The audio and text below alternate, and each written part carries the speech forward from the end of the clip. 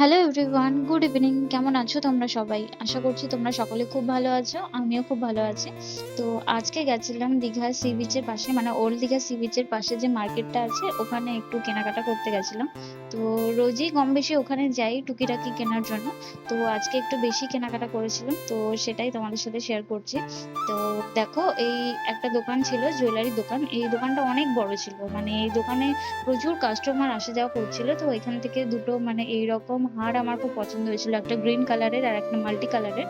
তো finally multi কালারটাই নিয়েছিলাম আমি।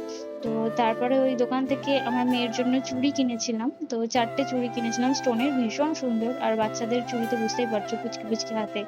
আর ওই দোকানে এমন জিনিস ছিল যেগুলো কারো না পছন্দ হওয়ার মতো নয়, মানে যা দেখছিলাম তাই পছন্দ হয়ে যাচ্ছিল।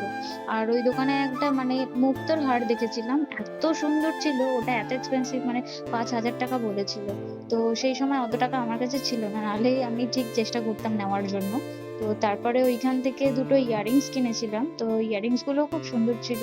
তো একবার ট্রাই করেও দেখেছিলাম পরে, তো বোন বললো যে ভালো লাগছে, তো তারপরে ওই দুটো নিয়ে নিলাম।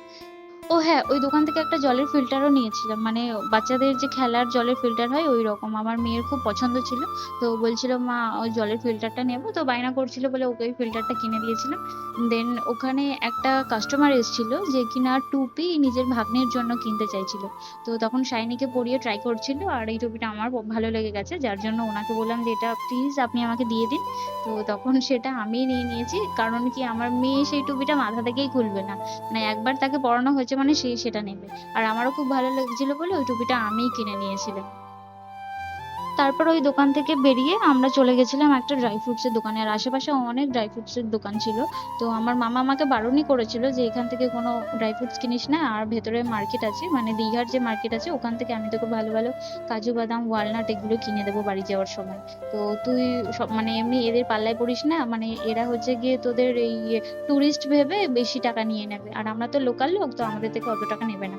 দিয়ে ওখান থেকে চলে গেছিলাম একটা চাবি রিং এর দোকানে, যেখান থেকে তোমাদের দাদা ভাইয়ের জন্য একটা চাবি রিং নিয়েছিলাম বাইকে।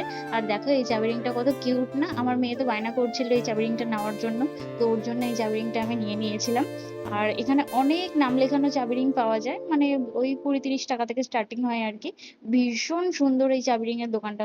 চাবি রিং গুলো কিনে নেওয়ার পরে আমরা চলে গেছিলাম ওখানে পাশেই একটা সফটওয়্যার এর দোকানে, সেই দোকানের ভিডিওটা করা হয়নি, বা কি কিনেছি ওই দোকান থেকে তোমাদের আমি পরে দেখাবো বাড়িতে গিয়ে। তো এর শাইনি হওয়ার পরে আমার মা 3-4 বার তাও দীঘাতে এসেছে, তখন এসে বাঘ, বিড়াল, কচ্ছপ আরো অনেক কিছু কিনে নিয়ে গেছিল। তো এইবার এত কিছু আর ক্যারি করতে পারবো না, তো মা বলেছিল একটা হাতি কিনে দেবে ওকে। কিন্তু হাতিগুলো ঠিক পছন্দ হচ্ছিল না বলে মা এবার ওকে একটা হরিণ কিনে দিয়েছে আর একটা সফট টয়েস কিনে দিয়েছে। মানে এই পুতুল কিনে দিয়েছে, এই পুতুলে ওর বাড়িতে 4টে 5টা আছে, আর ওগুলো আরো বড় বড় সাইজের। যার জন্য আর মানে ছোটই নিয়েছি, যে এগুলো আবার টেনে নিয়ে যাওয়ারও তো একটা ব্যাপার আছে। আর দেখো এই জলের ফিল্টারটা কিনেছিলাম, যেহেতু ভিডিওতে তোমাদের ওই দোকানে জলের ফিল্টারটা দেখাতে পারিনি, তাই জন্য বাড়ি এসে দেখাচ্ছি। তো জলের ফিল্টারটা কিন্তু আমার ভীষণ ভালো লেগেছে।